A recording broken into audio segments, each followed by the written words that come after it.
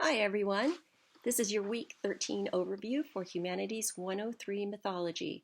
There you have a picture of my personal assistant, my kitty TikTok, who oversees all of my grading as I look at your papers and projects.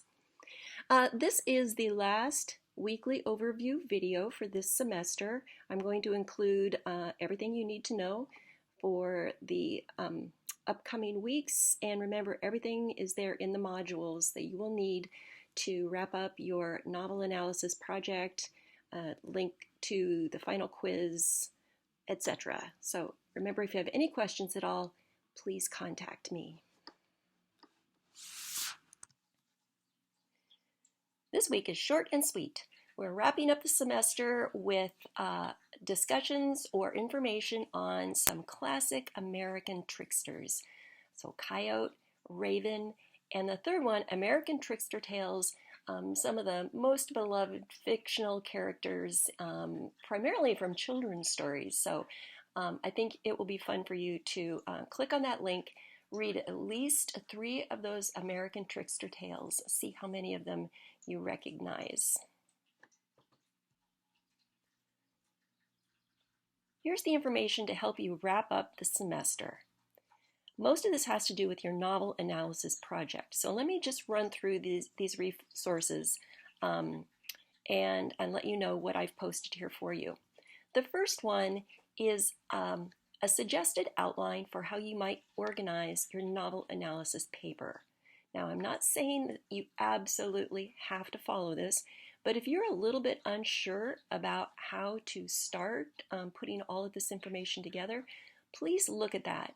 It also gives you a good sense for the things that you absolutely have to include in your paper. So in that regard, the suggested outline really serves as a bit of a rubric that you can follow and make sure that you've included everything that the assignment requires.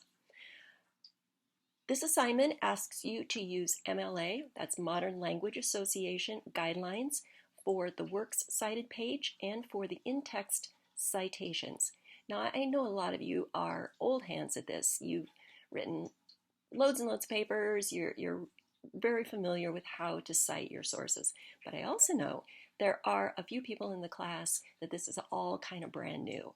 And so that's why I have posted these sources for you.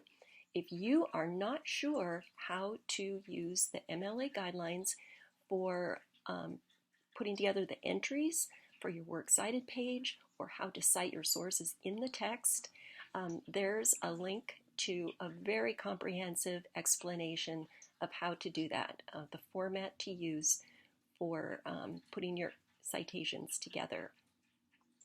And then I have listed 3 short videos that cover how to format your paper.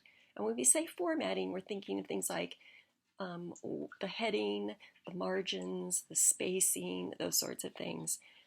Also, how to create the works cited page, which needs to be a separate page, which is not included in the word count of your paper. All right, so the works cited page is kind of like that little extra thing at the end. And then also how to cite in the text. I'm going to stop right here and just talk for 2 seconds about the importance of citing your information. So, to recap, you are only using sources from this semester. You're using the book that you're reading, that's one of your sources, and you can use any article or video that is posted in our Canvas course site. Do not go anywhere else to find information and put it in your paper. Okay, that's going to be a pretty significant problem if you do that. So just don't. So it's important that you cite all of the information that you use. So you can do it in 3 ways. You can summarize it, which means just to pull out the main points, you know. You can paraphrase it, which is using the text and rewriting it in your own words, in your own style. And then, of course, there's quoting. So quotes are excellent ways to sort of bring out the character in that part of the paper, you know, quoting the main character so that the readers can hear how that person speaks.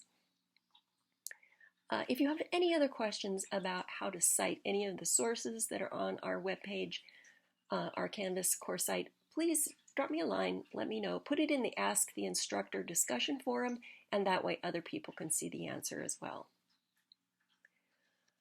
Okay, let's move on here. If you would like to meet with me briefly on Zoom to go over the rough draft of your paper, I would be happy to do that. This is optional, you don't have to, but here you go. So I've written down there a list of days and possible times. If you would like to do this, choose a date and time, reply to this discussion thread.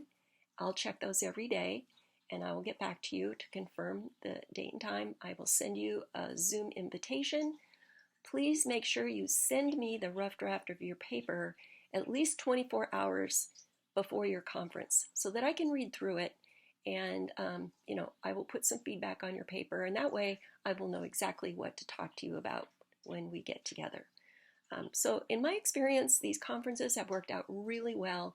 People have appreciated the little bit of feedback to get during your rough draft and revising process. It will really help you put together a good, solid paper. There won't be any office hours for the rest of the semester because I'm making time for those novel analysis conferences.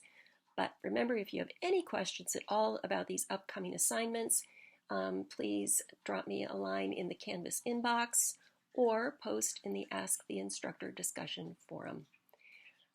Okay, well, you've got a lot to do before the end of the semester, but hopefully I'm giving you plenty of time to do it. Don't put it off until the last minute. You have a couple of weeks now to get everything in to do a really, really good job. So I'm looking forward to reading those novel analysis papers, and let me know if you have any questions.